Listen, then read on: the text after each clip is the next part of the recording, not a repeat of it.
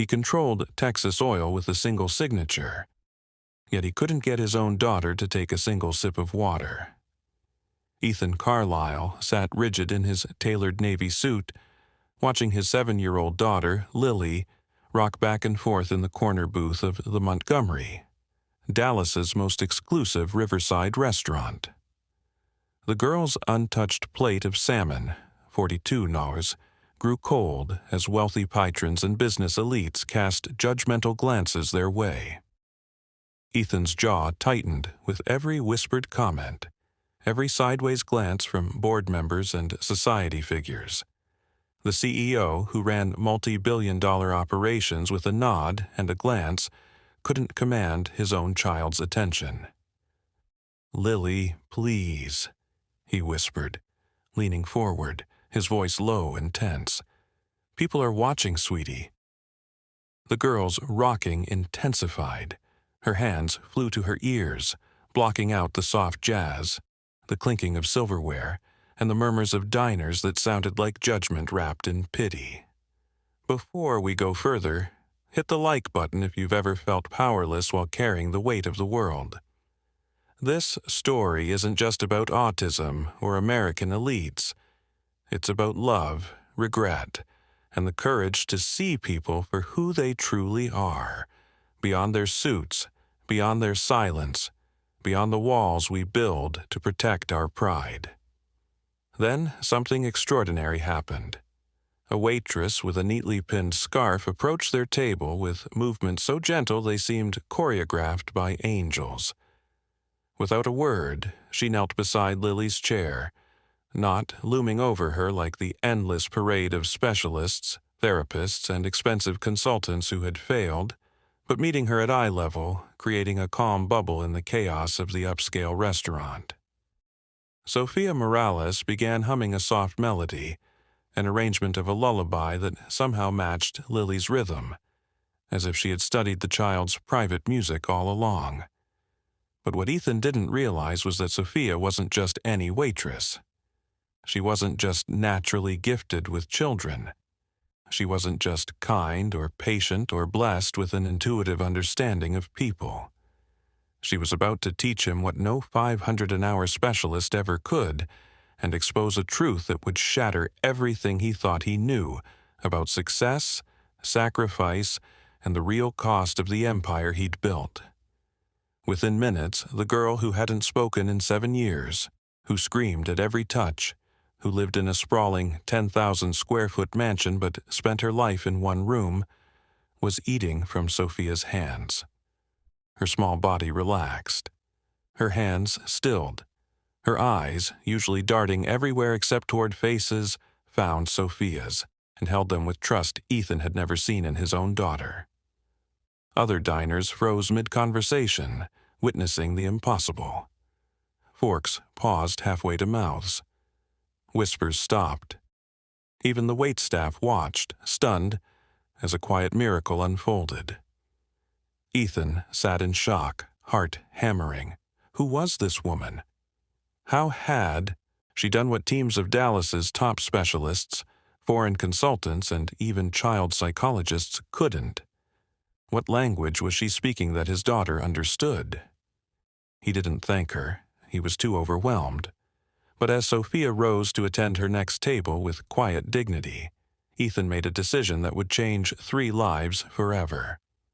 Before leaving that night, he found the restaurant manager.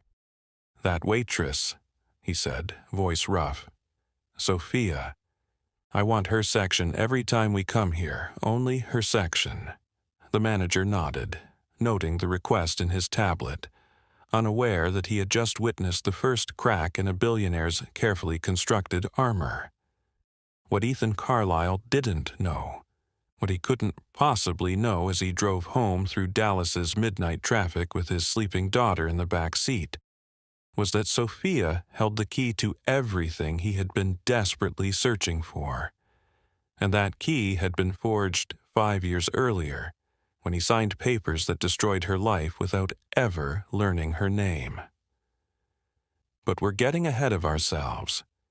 To understand how a waitress saved a billionaire's daughter and exposed the man who had destroyed her, We need to go back 3 days. 3 days earlier, Thursday morning. The elevator climbed 40 floors in silence. Ethan Carlisle stood like a marble statue in his downtown Dallas corner office, watching the city sprawl beneath him like a chessboard he controlled. From this height, the Trinity River looked like a silver thread stitching together millions of lives. Somewhere down there, cars honked in traffic. Somewhere down there, street vendors shouted over the noise. Somewhere down there, ordinary people lived ordinary lives. But Ethan Carlisle was not ordinary. His empire spanned multiple oil refineries, private ports, and energy contracts across the U.S. Carlisle. Energy touched millions of lives, heating homes, fueling cars, powering hospitals. 3 sectors, 1 man, infinite control. Yet the one life that mattered most remained unreachable. His assistant, Claire, knocked softly, her knuckles barely disturbing the silence. "Mr. Carlisle, the car is ready for your dinner with Lily tonight." Ethan closed his eyes. Another obligatory father-daughter meal. Another evening of sitting across from a child who lived in a world he couldn't enter, speaking a language he'd never learned, building walls he couldn't scale with money, power, or influence. "The Montgomery," he said without turning from the window. 7 o'clock, the usual table. "Of course, sir. Should I call ahead about special accommodations?" Special accommodations, a diplomatic phrase for warn them that his daughter might scream, might rock, might draw stares from Dallas's elite who came to the Montgomery to see and be seen, not to witness a billionaire's private struggle. "Yes," he said quietly, corner booth, away from the piano. As Claire's footsteps faded down the hallway, Ethan pressed his forehead to the glass. 40 floors up, and he'd never felt closer to falling. Across the city, in the cramped break room of the Montgomery, Sophia Morales was tying her apron. The mirror on the wall was cracked, a thin line running diagonally like a scar across her reflection. She adjusted her scarf with practiced efficiency, tucking away loose strands, smoothing the fabric until it sat perfectly. In 2 minutes, the dining room would open. In 2 minutes, she would smile and carry plates for people who never truly saw her. At 35, Sophia moved with the practiced grace of someone who had learned to carry burdens silently. Her hands bore the calluses of double shifts. Her feet ached. Her back protested under the weight of heavy trays, but her eyes held something money couldn't buy. A depth of understanding that came from loving the overlooked. A patience carved from years of believing every human being, no matter how different, how difficult, how dismissed by the world, deserved to be truly seen. She checked the time. 11:58 a.m. In her locker, beneath her spare uniform, sat a dusty frame. Master of Education, University of Texas, Special Education and Developmental Learning. She hadn't looked at it in months. What was the point? That life was gone. That dream was dead. That version of Sophia Morales, the woman who believed education could change the world, who thought love and expertise could unlock doors, had been buried 5 years ago when funding disappeared and the Dallas Children's Learning Center closed for good. Now she was just a waitress at the Montgomery. Now she carried plates and swallowed pride, one table at a time. The kitchen bell rang. "Sophia, Section 3 needs water." She locked away the past and walked into the dining room with a smile that never quite reached her eyes. And in a mansion in Highland Park, 7-year-old Lily Carlisle sat alone in her bedroom, the only room in the sprawling home where the world felt safe. The Thursday evening dinners became ritual. Every week, Ethan requested Sophia's section.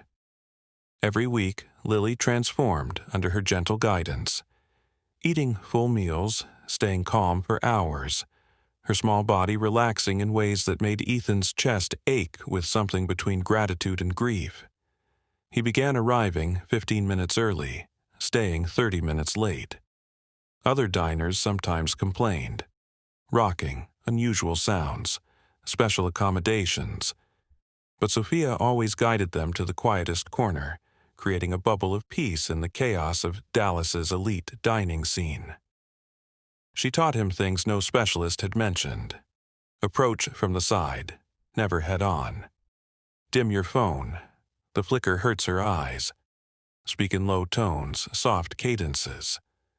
Don't ask questions that require words. Offer choices with your hands. Learn the rhythm of her rocking. Match it.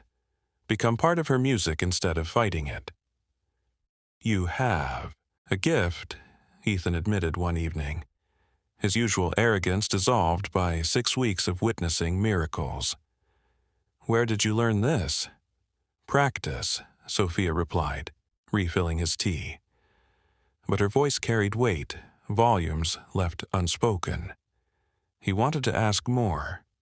He wanted to understand how a waitress knew more about his daughter than teams of expensive experts. But something in her eyes, a careful guardedness, a door kept locked, made him hesitate.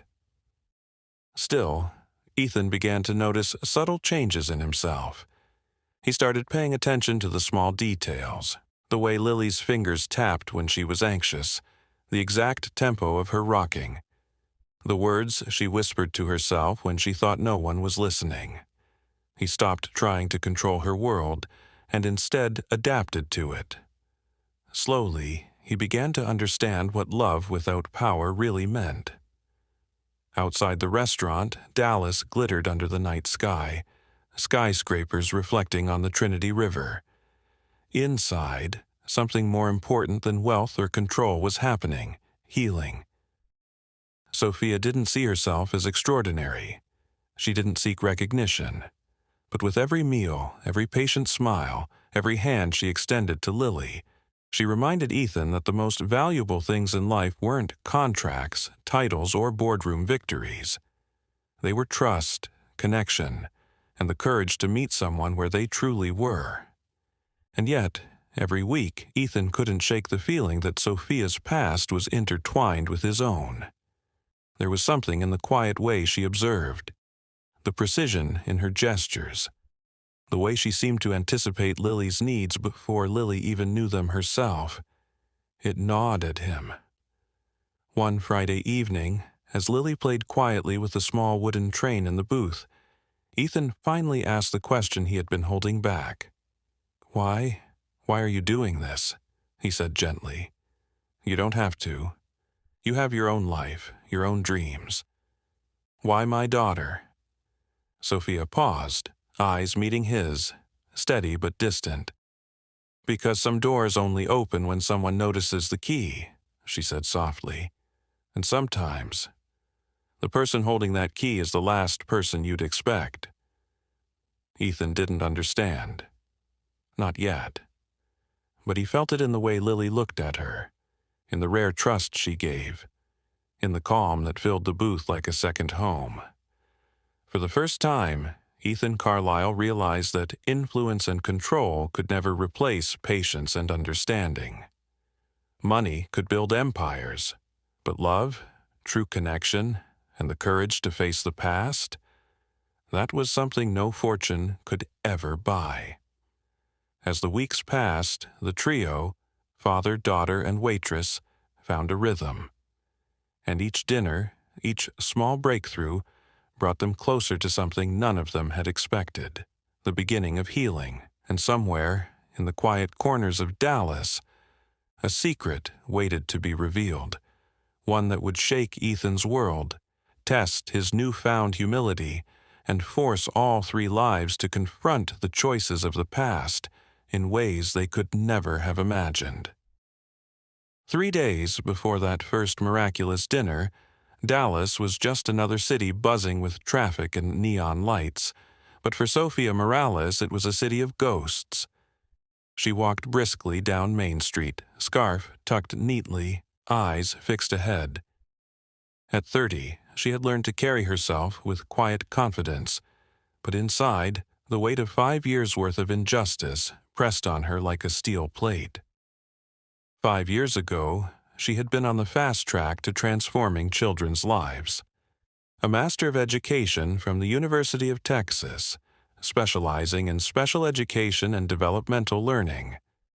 Her programs had been funded by the Carlisle Foundation, Ethan Carlisle's family foundation. And then, in a single signature, everything was gone. Funding pulled, centers closed, positions eliminated, dreams destroyed. She didn't know the name of the man who had signed it. Didn't know who had made her fight for her own career, her own life, vanish in the blink of an eye. All she knew was the email, the memo, the cold, bureaucratic language. Your services are no longer required. Effective immediately. Sophia had spent months trying to track down the person responsible. Doors slammed. Calls went unanswered. And somewhere along the line she realized something most people never understand. People with power rarely see the consequences of their decisions. They move through life in their polished shoes, leaving broken lives in their wake. Now, walking through the Dallas streets toward the Montgomery for her evening shift, she didn't know she was about to meet him. Her past, wrapped in a navy suit, the man whose decisions had ruined her life, face to face. Ethan Carlisle arrived early that evening, as usual, glancing at the clock.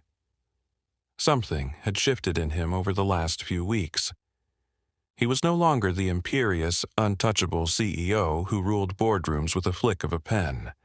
He was nervous, hesitant, anxious. He didn't know why.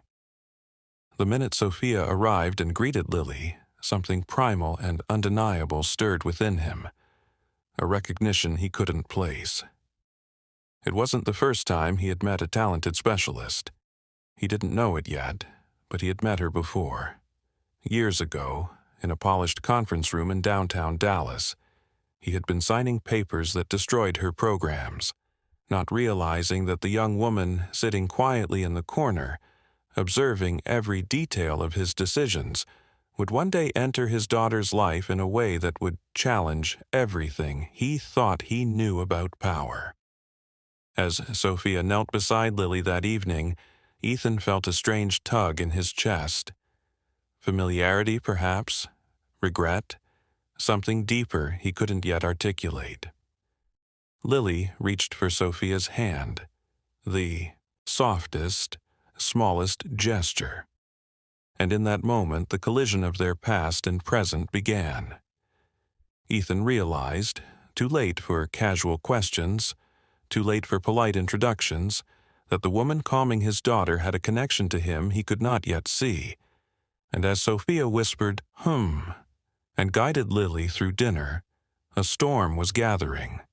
A storm that would reveal betrayal, courage, and the hidden consequences of a man's power over lives he had never understood.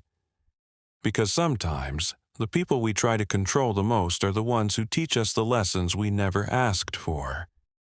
And the person we think we've destroyed is the one who can bring us face to face with ourselves. Weeks turned into months. Ethan Carlisle, Lily, and Sophia settled into an unspoken rhythm. Dinner at the Montgomery became more than a routine. It became a sanctuary, a space where trust, patience, and understanding replaced control, fear, and frustration. Lily blossomed. Her rocking slowed. Her laughter returned. She began speaking in small sentences, her voice tentative but filled with wonder. Ethan watched, amazed, as his daughter finally became the child he had always hoped to know. And through it all, Ethan couldn't shake the gnawing truth. Sophia knew more about him than he realized.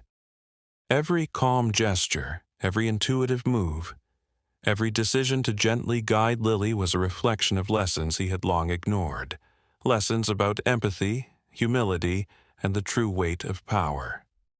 One evening, as they left the restaurant, Lily reached for Sophia's hand, squeezing it tight. "Can we come again tomorrow?" she asked softly. Sophia smiled, brushing back a stray hair. "Of course, Lily, of course." Ethan felt a pang he hadn't felt in years. Gratitude, humility, and something heavier, regret. He knew he had been blind, chasing control, wealth, and prestige while missing what mattered most. Finally, he asked the question he had avoided for weeks. "Sophia, who are you, really?" She paused, then met his gaze with calm intensity. Someone who was taught never to give up. Even when someone powerful tries to take everything from you, and sometimes the people who hurt us most are the ones who can teach us our greatest lessons. Ethan froze. The realization hit him like lightning.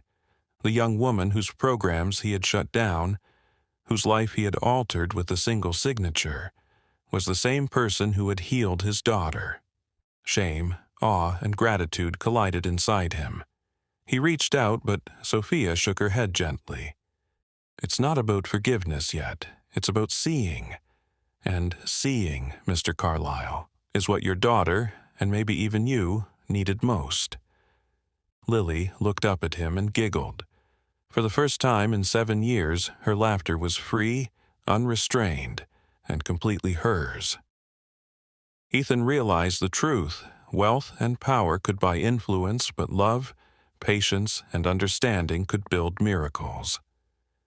And sometimes the person you least expect, the quiet one in the corner, the one without a title, the one without recognition, can change your life forever. As they walked out into the Dallas night, Lily holding Sophia's hand and Ethan walking beside them, he knew one thing.